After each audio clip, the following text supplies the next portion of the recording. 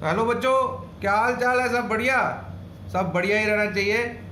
चले भाई, आज हम आपके अपने चैनल विबगर क्लासेस के अंदर मैं Vicky sir lecture number 11 electricity का लेके आए हैं। जो पिछली वीडियोस है आपने कंप्लीटली देखी होगी। अगर आप देख रहे हैं उसको अच्छे से तो आप ये क्लियरली आगे अच्छे से समझ सकते हैं। देखिए भाई, हमने पिछली वीडियो में इलेक्ट्रिक पावर को डिस्कस किया था। आज हम लोग इलेक्ट्रिक एनर्जी को डिस्कस करेंगे और इलेक्ट्रिक पावर और एनर्जी के कंबाइंड न्यूमेरिकल क्वेश्चंस आपके सामने रखेंगे। तो देखिए बेटा, इलेक्ट्रिक एनर्जी का मतलब क्या है? जितनी भी हमारे घर में इलेक्ट्रिसिटी प्रोड्यूस हो रही है, आप देखते हैं उसका कहीं ना कहीं आपके मीटर पे बहुत ज़्यादा बिल दिखता है। तो इसका मतलब हमारे घरों में इलेक्ट्रिसिटी की एक एनर्जी कंज्यूम हो रही है। तो अगर आपको वो एनर्जी निकालनी हो तो सिंपल भाषा में आपको मैं बोलूँ कि energy is the product of power and time. जो आपने इलेक्ट्रिक पावर कल पढ़ी उसको टाइम से मल्टीप्लाई करें तो आप एनर्जी की वैल्यू निकाल सकते हैं। तो इलेक्ट्रिक एनर्जी को अगर सिंपली डिफाइन किया जाए, energy is the product of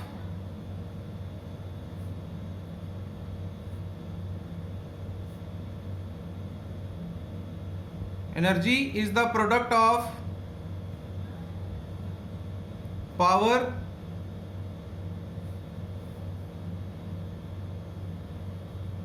and time. यानी फॉर्मूले में हम लिख सकते हैं energy is equals to power into time. Energy को ई से डिनोट करेंगे, पावर को पी से और टाइम को टी से।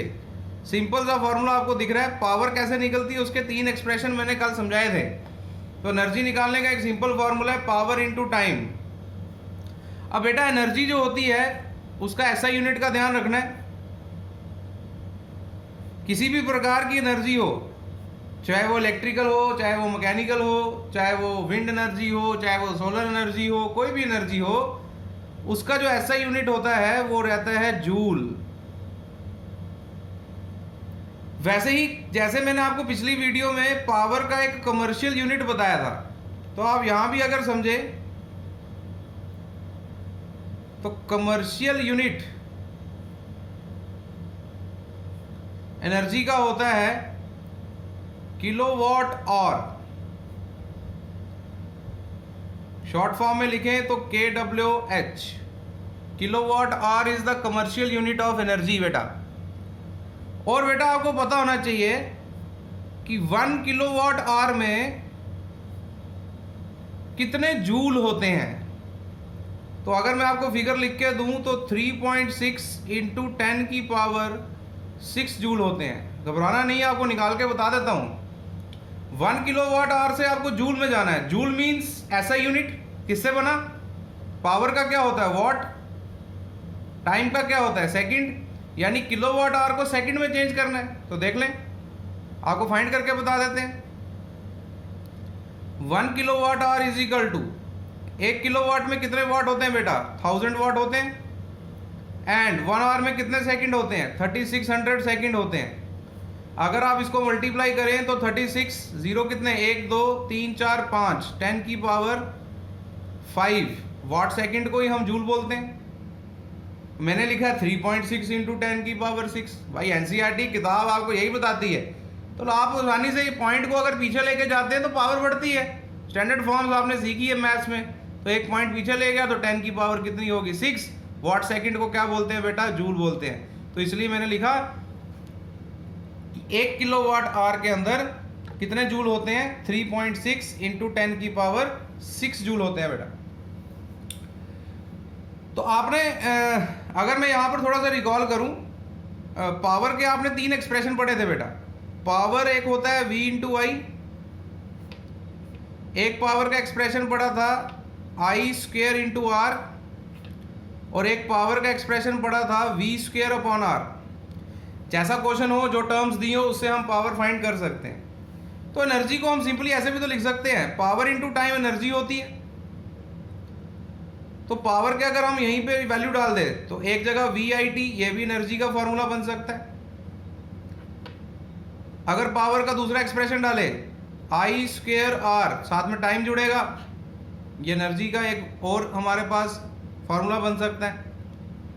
और तीसरा डाले तो V square upon R into T, ये एनर्जी का तीसरा एक्सप्रेशन बन सकता है। तो चाहे आप पावर अलग से निकाल लें, उसको टाइम से मल्टीप्लाई करें, तो आप इलेक्ट्रिकल एनर्जी निकाल सकते हैं। तो ये बेटा हमारा कंसेप्ट रहा कि इलेक्ट्रिकल एनर्जी होती क्या है। अगर मैं फिर से दोहराऊं तो electrical energy is the product of power and time, energy is P into T. ऐसा यूनिट जूल किससे बनता है? वॉट सेकंड से बनता है। Commercial unit is kilowatt hour and 1 kilowatt hour belongs to how many joules? 3.6 into 10 की power 6 joule. और ये मैंने आपको निकाल के बताया है कि भाई कैसे आता है, और एनर्जी के वेरियस एक्सप्रेशन मैंने आपके सामने रख दी। तो नोट साथ साथ बनाते रहें। चले बेटा, अब इसी इलेक्ट्रिक पावर और इलेक्ट्रिक एनर्जी पे हम लोग कुछ न्यूमेरिकल क्वेश्चंस को डिस्कस करेंगे। तो वो न्यूमेरिकल क्वेश्चंस हम देखते हैं, देखें।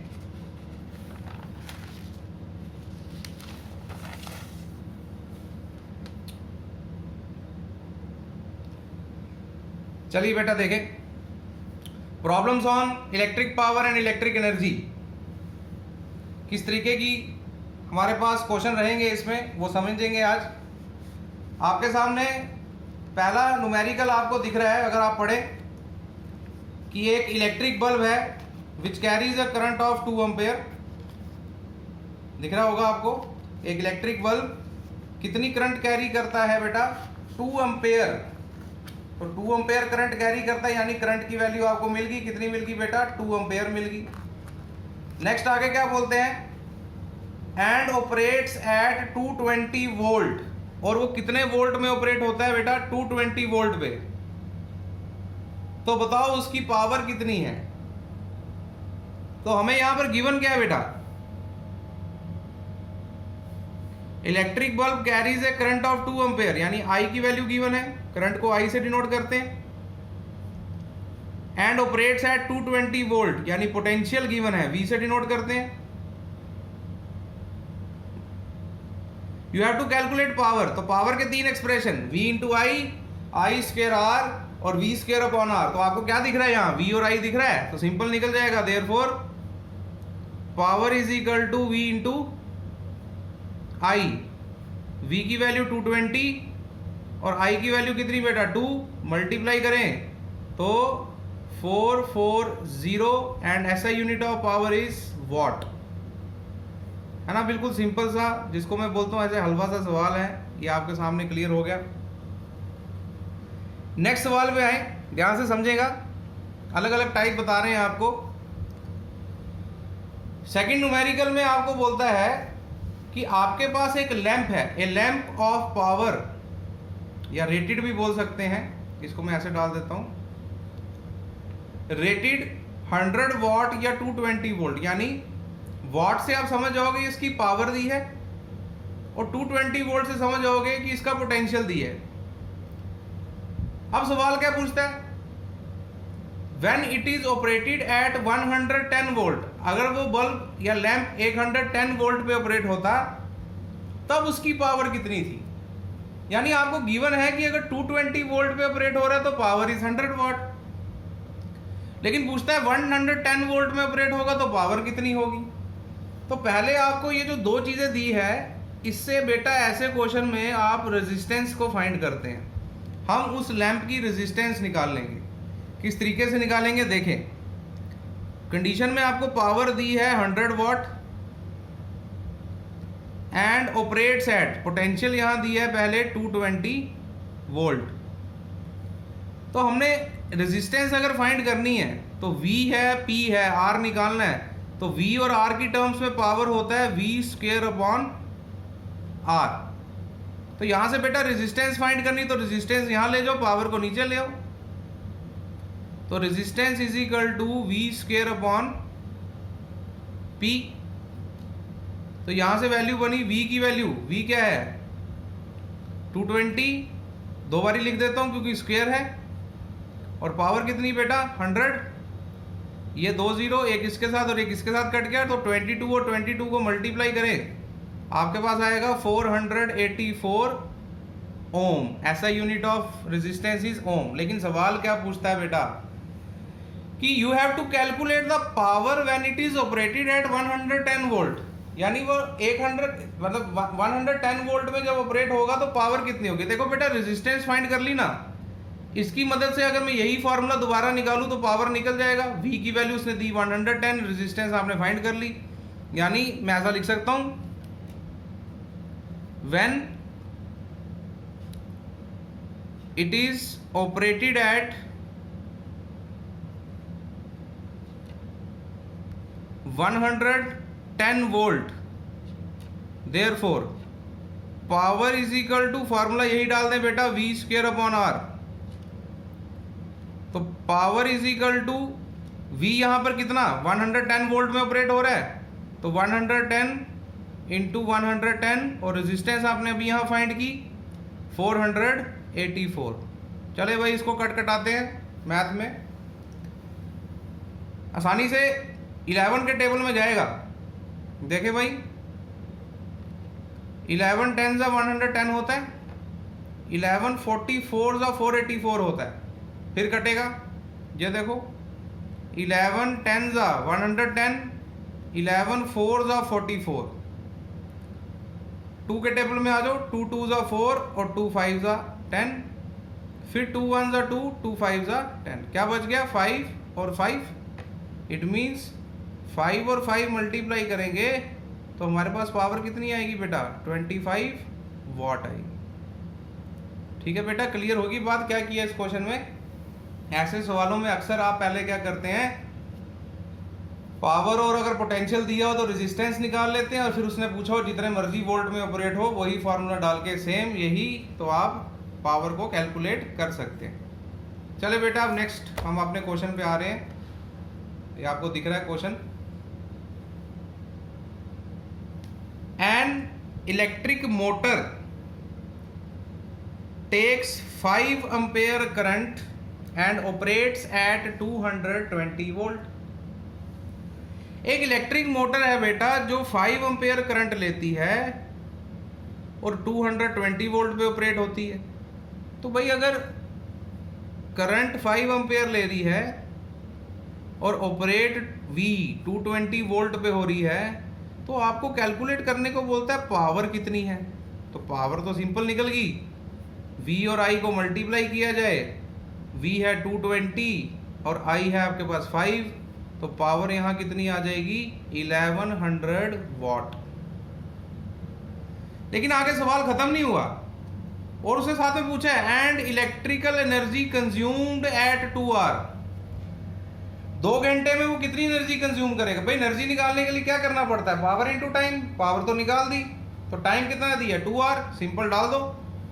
तो एनर्जी कितनी होगी, पावर इनटू टाइम, पावर आपने निकाली 1100 और टाइम कितना है 2, कितना आंसर बना 2200। देखिए भाई ये ध्यान रखना, पावर वॉट में है और टाइम किस में है, और में, तो आपको यूनिट ऐसे लिखना पड़ेगा वॉट और। किलो वॉट और भी कर सकते हैं, उसके लिए मैं यहां करके बता देता हूं आपको। अगर आपकी पावर 1100 वाट आई तो इसको किलो वाट में चेंज करो। 1100 को किलो वाट में करने के लिए 1000 से डिवाइड करना पड़ेगा, 2 0 के 1.1 किलो वाट आ गया। तो एनर्जी निकालने के लिए फिर आप 1.1 को 2 के साथ मल्टीप्लाई करेंगे तो 2.2 यूनिट बनेगा किलो वाट आवर। तो दोनों सही है अपनी जगह, बिल्कुल आप कोई भी कंडीशन में क्वेश्चन कर सकते हो। उसने स्पेशल आपको पूछा नहीं है कि भाई किलो वाट आवर में निकालो या वाट सेकंड में निकालो, जो भी पूछा उस हिसाब से आप उसको चेंज कर सकते हैं। ठीक है बेटा, क्लियर है पॉइंट। अब ये numerical CBSE point of view से बहुत इंपॉर्टेंट रहता है, पूछते हैं बड़ी बार। देखें भाई,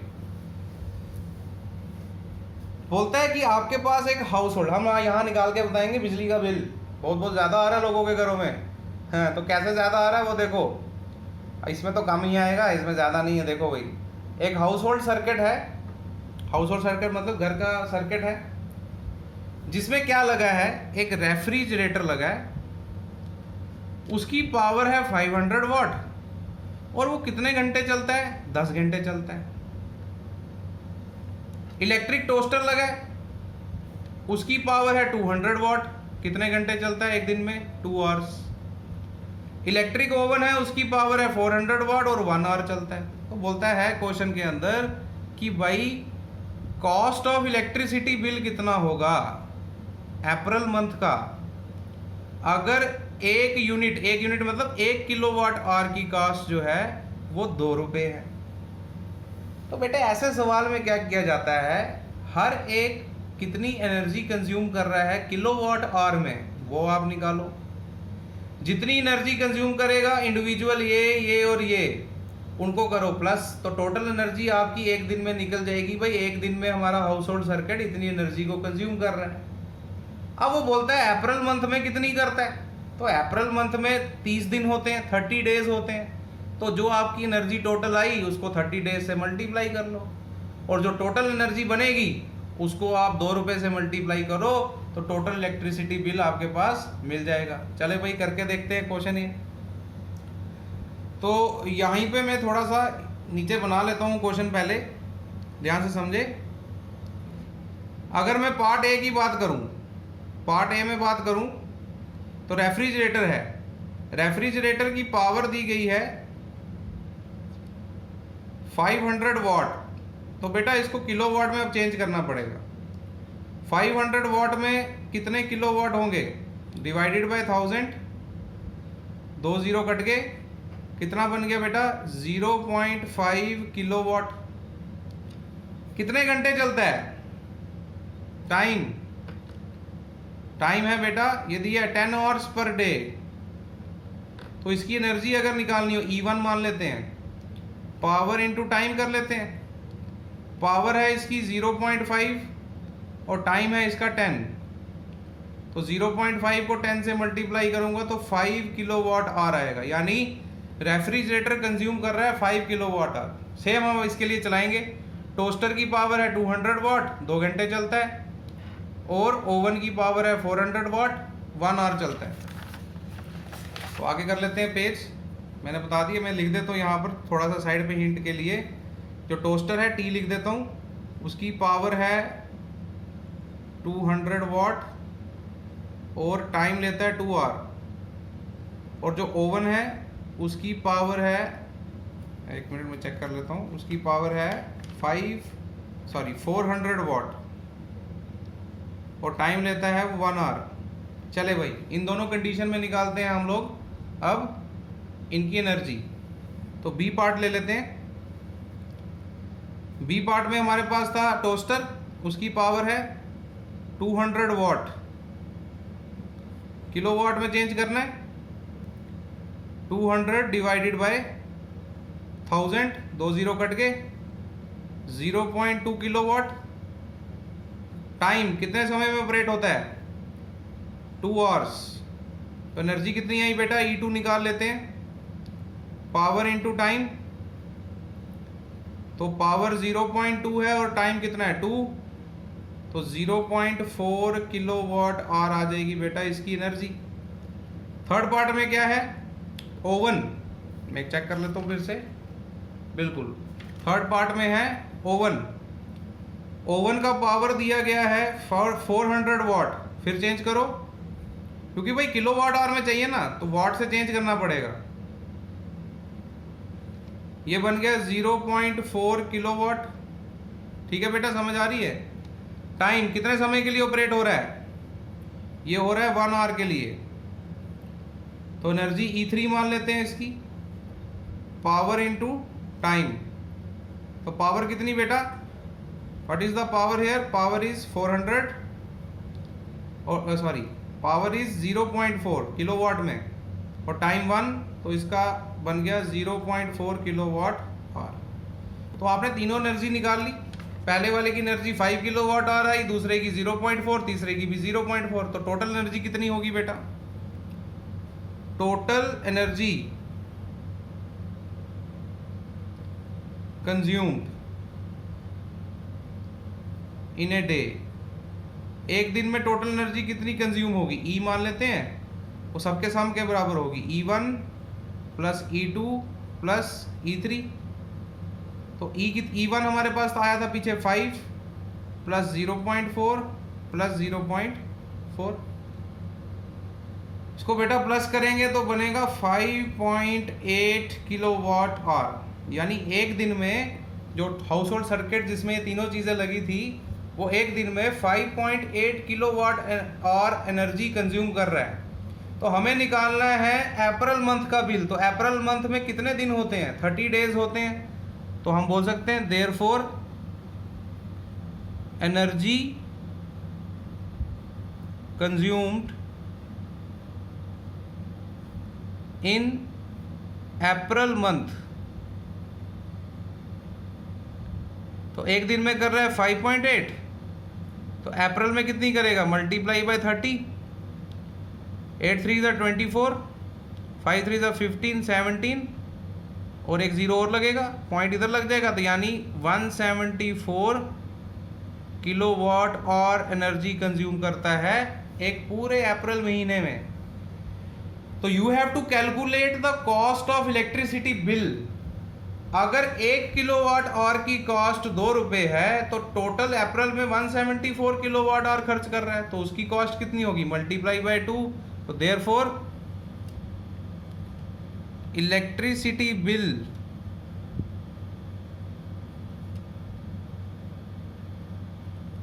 for the month of April, simply यहां लिखेंगे 174 मल्टीप्लाई बाय 2, यह आ गया 8, 7 2 14, 2 1 2 3 rupees 348 is the appropriate answer. देखिए भाई बिल्कुल सिंपल सा सवाल था ये, सिंपल सा सवाल था। हाउस होल्ड सर्किट में 3 इलेक्ट्रिकल डिवाइसेस दिए हैं, कितनी कितनी एनर्जी कंज्यूम कर रहा है, सबको हमने बारी बारी सॉल्व किया, अब हर एक की एनर्जी निकाली पावर इनटू टाइम करके, टोटल एनर्जी एक दिन की हमने निकाल ली। जब एक दिन की एनर्जी निकाल ली तो अप्रैल मंथ में 30 डेज होते हैं। कल को आपको वो पूछ लेगा भाई अगस्त महीने में कितने होंगे, तो भाई 31 से मल्टीप्लाई करना पड़ेगा, तो अभी तो 30 है। 174 किलोवाट आवर आ गया एक दिन की एनर्जी, मतलब अप्रैल मंथ की एनर्जी।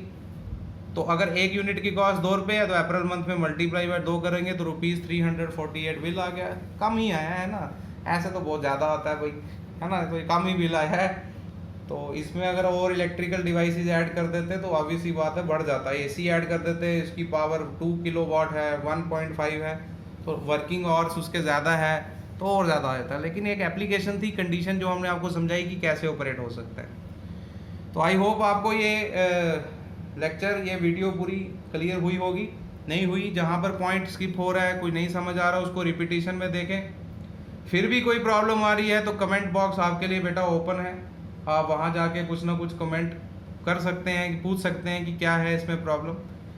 तो इसके साथ साथ वीडियो को लाइक करें, लाइक ज़रूरी है, शेयर करें, शेयर करेंगे तो आगे बढ़ेगी, एंड सब्सक्राइब तो कर रहे हैं मगर बेल आइकन भी दबा दें ताकि आपको जो वीडियो अपलोड होती है वो आपको क्लियरली उसी समय मेंशन हो जाए।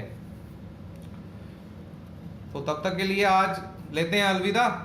नेक्स्ट लेक्चर में मैं आपके सामने आऊँगा अब लेके इसके एनसीईआरटी के इन टेक्स्ट क्वेश्चन, तो उसको हम क्लियरली समझेंगे। तब तक के लिए आप इंजॉय करें, थोड़ा थोड़ा पढ़ें। Take care, all the best.